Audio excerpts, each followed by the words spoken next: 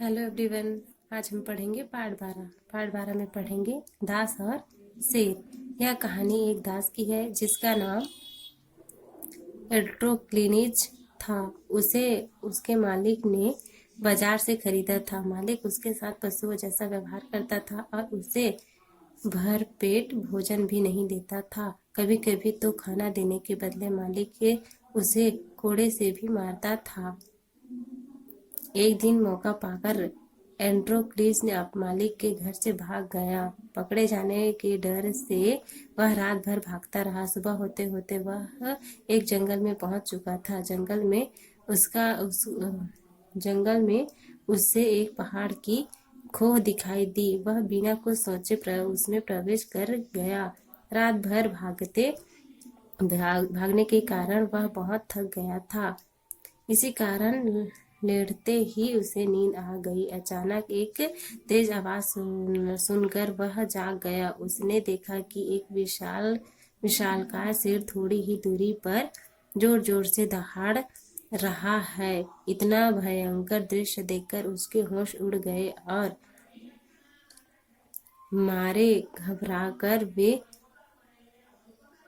कांपने लगा। शेर पहाड़ की खोह के मुंह पर ही खड़ा था, इसलिए एट्रोक्लिस वहां से भाग भी नहीं सकता था। लाचार होकर वह शेर के आक्रमण की प्रतीक्षा करने लगा, लेकिन शेर ने एट्रोक्लिस को देखकर भी उस पर हमला नहीं किया।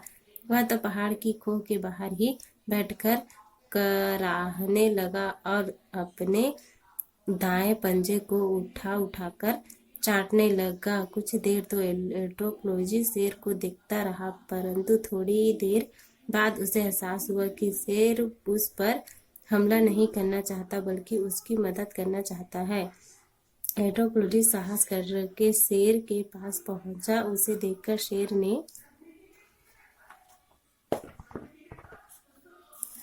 अपना दायां पंजा उठा दिया। एट्रोक्लिस ने देखा कि उसमें एक बड़ा सा कांटा चुभा था, जिसके कारण पंजे से खून बह रहा था। उसने शेर के पंजे से कांटा खींचकर बाहर निकाल दिया। इसके बाद उसने शेर के पंजे को सहलाना शुरू कर दिया। थोड़ी ही देर में उसके पंजे से खून का निकलना बंद हो गया।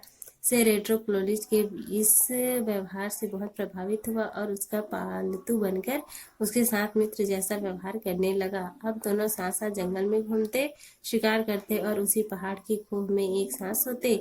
इसी तरह 2 वर्ष बीत गए। एक दिन जंगल में घूम रहे कुछ लोगों ने एट्रोक्लिस को पहचान लिया और यह खबर उसके मालिक को दे दी। मालिक ने बादशाह से प्रार्थना की और सिपाहियों से एट्रोक्लिस को पकड़वाकर जेल में बंद करवा दिया। एट्रोक्लिस को भागने के अपराध में शेर से लड़ाई करने की सजा भी दी। सजा के एक दिन भूखे व खूंखार शेर को पिंजरे में बंद कर दिया गया। लड़ाई देखने वालों की भीड़ बहुत ज्यादा हो गई थी।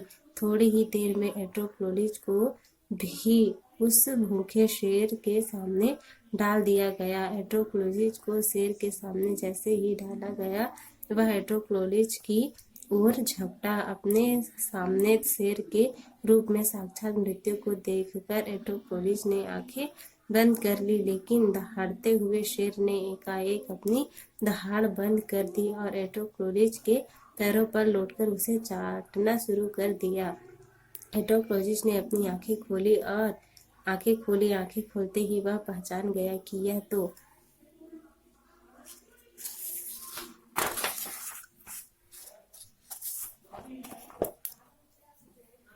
वही शेर है जिसके साथ उसने जंगल में 2 वर्ष बिताए थे। उसने शेर के सिर पर प्यार से हाथ फेरा तो शेर की आंखों से आंसू बहने लगे। आसपास बैठे सभी लोग यह दृश्य देखकर हैरान रह गए। बादशाह भी शेर और मनुष्य की ऐसी मित्रता देखकर बहुत प्रभावित हुए। बादशाह ने एट्रोक्लिस को अपने पास बुलाकर उसकी और शेर की मित्रता के बारे में पूछा। एट्रोक्लिस की कहानी सुनकर बादशाह बहुत खुश हुआ और उसने शेर के साथ उसे भी हमेशा के लिए स्वतंत्र कर दिया।